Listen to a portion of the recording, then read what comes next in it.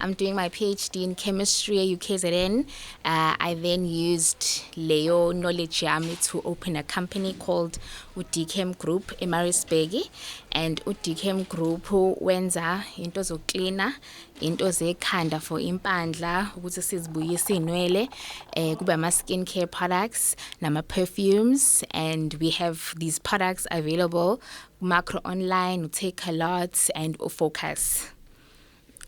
Right ke dadewethu awasukusho kakuningi ngithi ngiyalalela mlalela lapho ngasikhama ngathi uyabona uyancoma. She is very beautiful. Anganoma kumele ngincome yini, but by the way I have to do that. Mfethu mhlambe ke sibheke ukuthi masikhuluma ngawuke kapha nothe wayisungula yenza ini. It's into zokucleana esikubiza ngama detergents, so water cleaner, dishwash, floor polish, ama air freshener, kuzoba ama hair care products abantu besilisa okukhulisa inwele uma sonempandla, mase kube into zokugcoba umzimba nama body wash, mase kuba ama perfumes.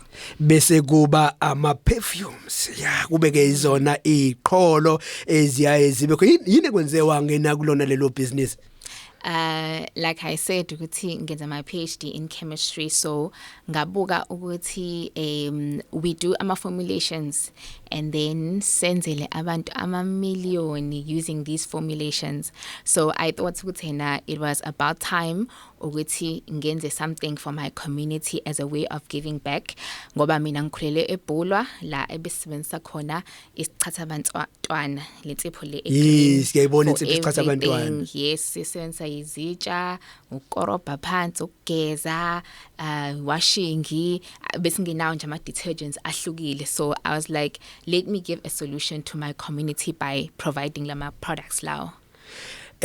Mfethu asiphinde ke sibheke ukuthi siyazi ukuthi isikhathi esikusona njengamanje isikhathi esibiza ke ukuthi umuntu athi mayenza kubeke ukuthi ke ikona okugcina kungenisa yona ke inzuzo. Mhlambe ke njengoba usuqalile ukuthi ubekulona ke ibusiness zingake indawo osebenzela kuzona. I-manufacturing site yami iyodwa eMaritzburg, where we have a factory in a capacity of manufacture ama detergents out 10,000 liters in a day. And then when it comes to distribution, we are basically, if we are online, then that means we are national. People can find us anywhere. Ngibonile ke futhi mangenza olwami ucwaningo ngathola ukuthi hayi man uke waba kubantwana abawu 200 abangama South African kwi science and technology. Awusithatha nje usibeke lapho.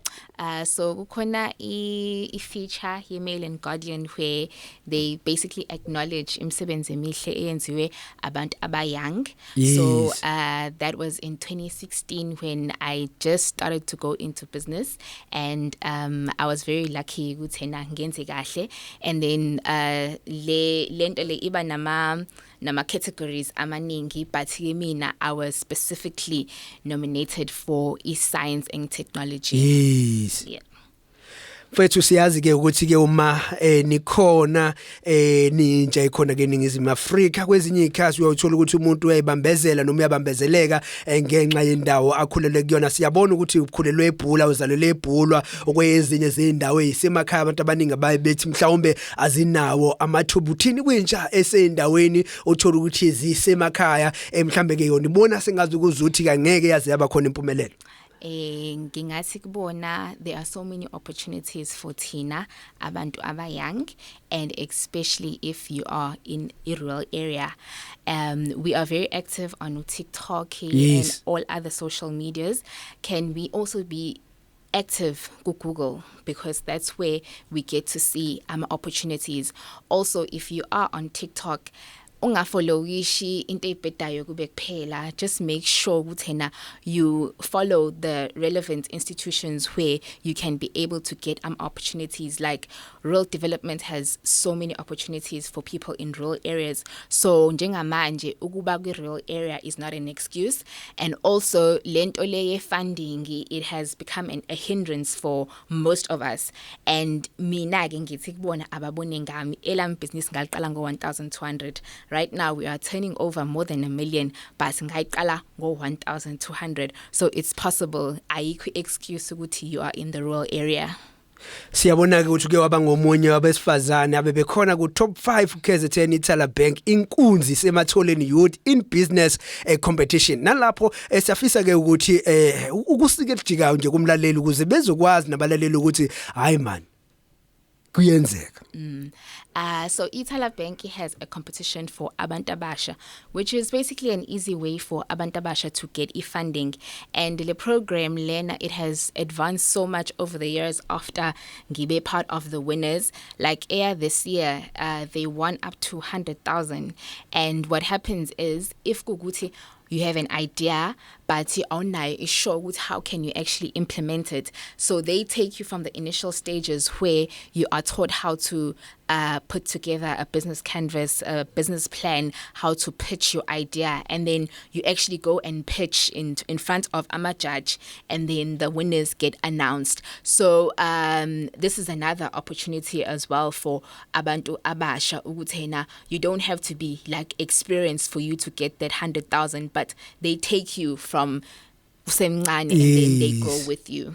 Anita Baker isho kamnandi ethi no more tears no more cry kanjalo ke nalabo abasemakhaya ka bathi sesiphila isikhathi eside sinenkinga ekhanda siba nazo ke impandla ngathi ke namhlanje sizoba nje nenhlanhla enkulu unomandla uMandlamini ngathi ke impela unaki imkhiqizo ezosilekelela ekuthenini kulabo abanezimpandla bayitholeke impandla zabo sezishabalala nomandla mfethu ngiyazi ukuthi ke into edale ufike emsakazweni esikhathini samanje ingenxa ukuthi ke imindeni eminingi ihlangene esekhaya kukhona umalume othela ukuthi ukhona ekhaya uhlele kusofa abazukulu nabashana ababethi bayabuka babona impandla thola ukuthi khona ubaba ekhaya ukhona la ekhaya ababethi bayambuka bathi hayi man nangu baba inempandla uthola ukuthi kunengane encane ethi zala uthi uyayibona hayi lengane le singathi impela izoba nempandla usuyaqhamuka ke nohlelo lokwakhe imkhiqizo ebhekana nawo ngqo impandla awusathe usibeke mfowethu. Okay, so we launched a product in June this year, a treatment, a 3-step. Le product lena isiza ukuthena inwele zakho zibuye uma kade sezihambile esikubiza ngempandla. So it takes 2 to 3 months ukuthena uqale ulibone ushintsho when you are using lama products lawa. So lama products lawa aba ne volume shampoo ekuyiyona creator I volume, because into enzakalayo uma inwele zakho ziqala ngokuthi zibe lighter uzibone sekukhanya sekubone sekuvela iscalp, so ibuyisa I volume ukuthena inwele zakho zibuye zibe ningi. And then we have a hair follicle booster, which is our step 2. So iyo ke evuselela ama hair follicles wakho ikwazi ukuthena iwadonse abe above the surface, ngoba asuke khonyana kona ngaphansi, ngoba uma ubabona abantu ababa nempandla zincipha kancane kugcine sekushibilika. So that's because ama follicles akho are struggling to get above iscalp sakho. So the hair follicle booster iyasiza ukuthena iwadonse. And then ke at night you apply a hair scalp mask, which is what protects your scalp, and also it opens up ama-pores akho ekhanda ukuze nje likwazi ukuphefumula, ingavinjwa yiluthe udoti ukuthena ikwazi ukukhula. Kusho ukuthi ke uma uyibeka kanjalo ke ngolimi olithanda ke ukuthi libe lula masiba likhulu imkhiqizi yakulekelela ekuthenini ke impandla igcine iphelile igcine zimilile inwele. Yes. Thatha isikhathi singanani ukuthi umuntu asebenzise imkhiqizo bese inwele ziyahluma? Okay, from ama test it takes 2 to 3 months, but uma sithi 2 to 3 months, that is oqala kokukhula kwazo, hayi ukuthi sezibuya zonke. So kuyadependana nokuthi ke ikhanda sekunesikhathi esingakanani sesihambile. So sike siboneke ukuthena khona ababa nempandlela ngaphambili khona ebangemuva. If isiqale ukuhamba ngaphambili and then zagcina ngemuva uma sezibuya zoqala kubuye lezi ezingemuva lezi ezihambe egcina and then ihambe progress but nje singathi in 2 to 3 months uyaqala ubona umehluko.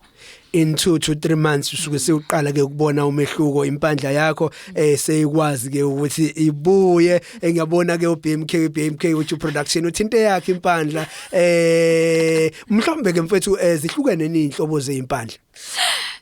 Yes zihlukene so kufike kube khona okay, alopecia is the loss of inwele noma ngathiwa yiphi part yomzimba, and then kube khona baldness. Baldness is the loss of inwele ekhanda. Okay. Mase kuzoba khona alopecia areata, yona it's the type of hair loss le eba ma circular patches so kuba ma all round ekhanda lakho, so that's alopecia areata. And then zibe khona ke ezinye the other one is temporary hair loss eyenzeka when you are stressed, ziyaphinda zibukeke lapho. And then you have anagen yenzeka at the initial stages of hair growth. So abantu abajwayele babe naleyo ke ingane, angazi noma uyibonene ingane idani izalini impandla. So that's when they've got the anagen. Zonke lezo impandla ngokuhlwahlwa emlalelo lapho ngasekhaya ungezwe lamagama amakhulu esiNgisi konke lokho kubalwa kukanjalo ke inhlobo zeimpandla.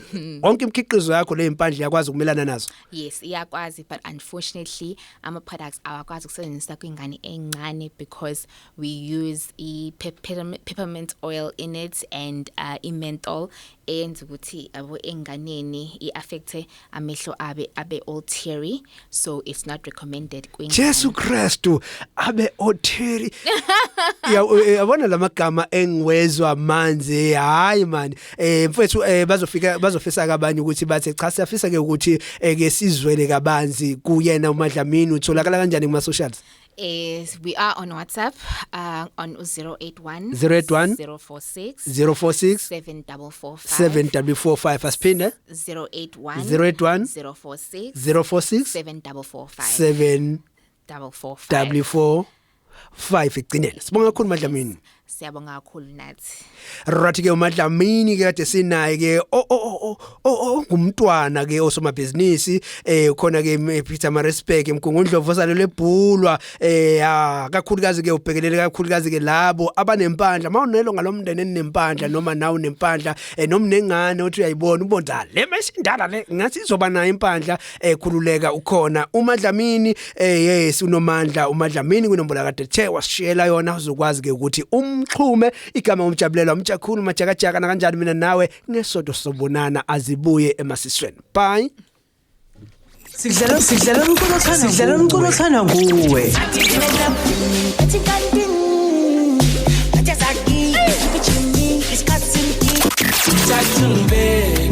Ngeke ebasihlukanisa uthando.